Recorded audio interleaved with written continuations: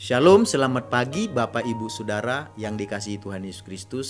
Damai sejahtera dari Allah yang melampaui segala akal, itulah yang senantiasa menyertai hati dan pikiran kita di dalam Yesus Kristus yang adalah Tuhan dan Juru Selamat kita. Mari kita sama-sama berdoa. Tuhan Yesus, kami mengucap syukur, berterima kasih buat nafas kehidupan dan hari yang baru yang Tuhan Yesus karuniakan kepada kami. Kami akan menjalani sepanjang hari ini. Sebelum kami jalani, berkati, urapi firman-Mu supaya menjadi terang yang menerangi hidup kami. Dalam nama Tuhan Yesus kami berdoa. Haleluya. Amin. Firman Tuhan yang akan kita dengarkan hari ini tertulis dalam Mazmur pasal yang ke-18 ayat 7. Mazmur 18 ayat 7. Ketika aku dalam kesesakan, aku berseru kepada Tuhan, kepada Allahku aku berteriak minta tolong. Ia mendengar suaraku dari baitnya. Teriakku minta tolong kepadanya sampai ke telinganya. Dari ayat yang kita baca dengarkan hari ini, kita akan berbicara tentang menyampaikan kesesakan kita kepada Tuhan, menyampaikan kesesakan kita kepada Tuhan. Saya percaya kita sebagai manusia tidak luput dari yang namanya ada di dalam kesesakan demi kesesakan akibat dari pergumulan, persoalan, kesulitan hidup yang kita jalani. Baik itu ketika kita ada di dalam keluarga, rumah tangga kita, ada pergumulan kesesakannya masing-masing. Ketika kita ada di dalam usaha pekerjaan kita, di sana pun ada pergumulan kesesakannya masing-masing. Ketika kita sekolah atau berkuliah, di sana pun ada kesesakan pergumulan masing-masing. Di dalam aktivitas kita, kita tidak mungkin lepas dan kita pasti ada kemungkinan untuk ada bersama dengan yang namanya di tengah-tengah berbagai kesesakan hidup. Tetapi apapun itu, Alkitab hari ini, Daud menjadi contoh bagi kita bagaimana kita seharusnya menghadapi, menyikapi ketika kita ada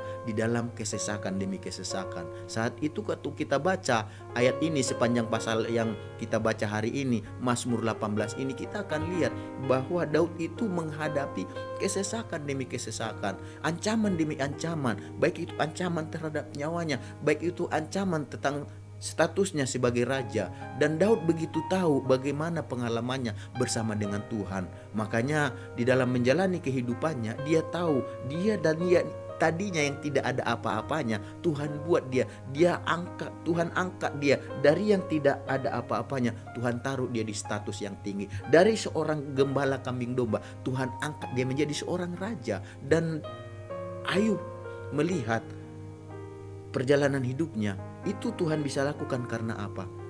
Karena bukan kekuatannya, bukan hikmat, bukan kepandaian, karena kasih Tuhan, karena kemurahan Tuhan, karena rahmat Tuhan. Jadi dia mendapatkan urapan Tuhan dari seorang gembala kambing domba menjadi gembala umatnya. Saat itu dia menjadi seorang raja. Jadi perjalanan hidupnya menjadi saksi bagi dia. Ancaman demi ancaman, kesesakan demi kesesakan dia hadapi dan dia bisa melewatinya. Dengan cara apa?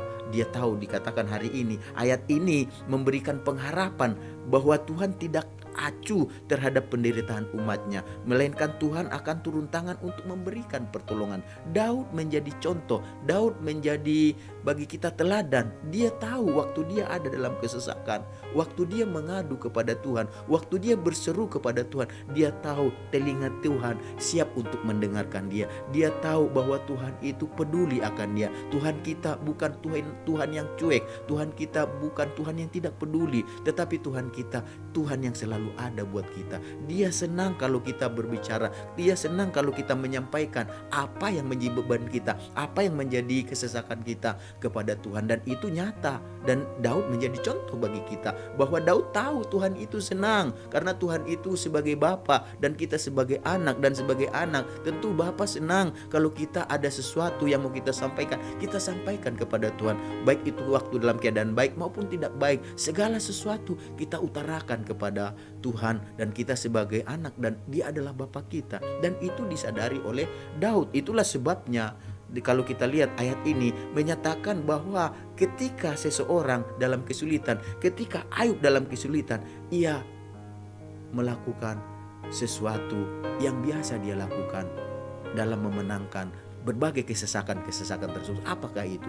Dia datang berseru kepada Tuhan, dan Tuhan dia tahu mendengarkan semua seruannya dari tempat kediamannya. Jadi Tuhan kita yang adalah Maha Kudus, Dia adalah suci, Dia ada di dalam tahtanya, di dalam kerajaannya. Tetapi sekalipun Dia ada begitu, Dia telinganya diarahkan kepada seruan kita, telinganya diarahkan kepada permintaan permohonan kita.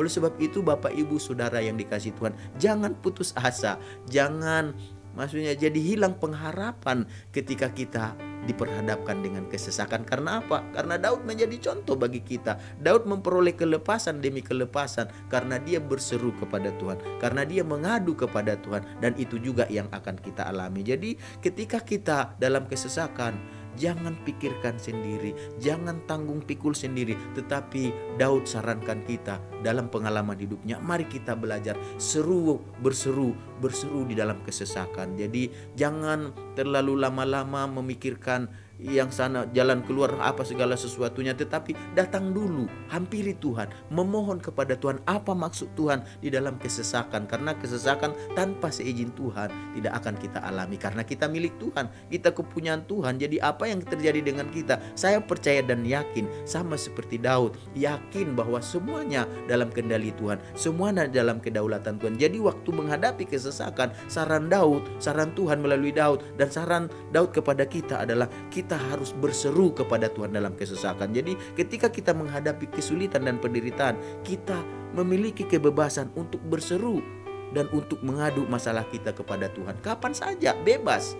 Ya, bebas kita kapan saja datang kepada Tuhan. Kapan saja kita berseru kepada Tuhan. Dalam situasi dan kondisi apapun, Tuhan kita 24 jam selama kita masih bernapas, di mana saja, kapan saja Dia siap ada untuk kita. Makanya Tuhan kita tidak sama dengan kita manusia. Mungkin kita katakan masih sibuk, masih ada pekerjaan sini, masih ada yang harus kita lakukan, nanti kita atur waktu ya, pertemuan baru kita bertemu, nanti kita bicarakan. Tetapi dalam Tuhan, kapan saja Daud tahu, di mana saja, pada waktu apa saja Daud tahu Tuhan siap untuk mendengar seruan kita. Tuhan siap untuk menolong kita. Tuhan siap untuk ada bersama dengan kita. Jadi Bapak Ibu Saudara yang dikasihi Tuhan Yesus, Tuhan kita adalah pendengar yang baik.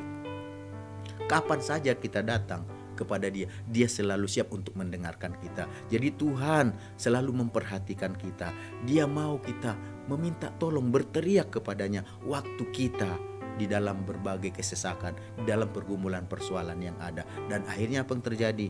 Daud mengalami kelepasan demi kelepasan, kemenangan demi kemenangan atas musuh-musuh, baik itu musuh yang ada di dalam dirinya atau yang dekat dengan dia, atau orang-orang luar yang jauh, yang menginginkan kejatuhannya, yang menginginkan kehancurannya, bahkan yang menginginkan kematiannya. Itu bisa dilewati, itu bisa diselesaikan. Dan Daud mampu menang dari satu kesesakan demi kesesakan. Dia bisa lalui karena apa? Dikatakan di sini, karena dia dapatkan pertolongan Tuhan. Dan pertolongan Tuhan dia dapatkan karena apa?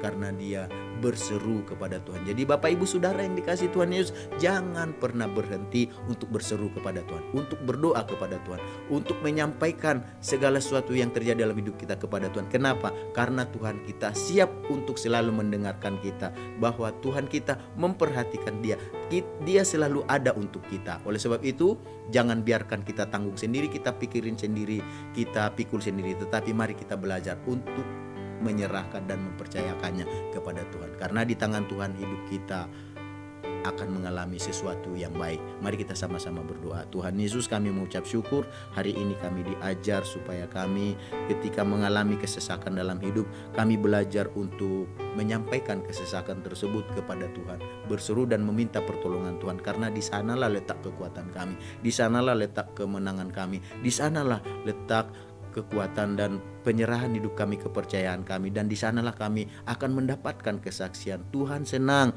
waktu kami dalam kesesakan, kami datang berseru padanya, dan Tuhan akan tolong kami, tidak biarkan kami, dan Tuhan selalu siap untuk dengarkan kami, selalu ada untuk kami. Oleh sebab itu kami senang memiliki Tuhan yang selalu bersama dengan kami. Berkati kami Tuhan, tuntun kami sepanjang hari ini, dan buat kami dengan kekuatan Roh Kudus mampu melakukan apa yang berkenan dan menyenangkan hati Tuhan. Karena dengan begitu pertolongan, perlindungan, penyertaan Tuhan akan bersama kami. Dalam nama Tuhan kami berdoa. Haleluya. Amin. Selamat beraktivitas. Tuhan Yesus memberkati kita semuanya.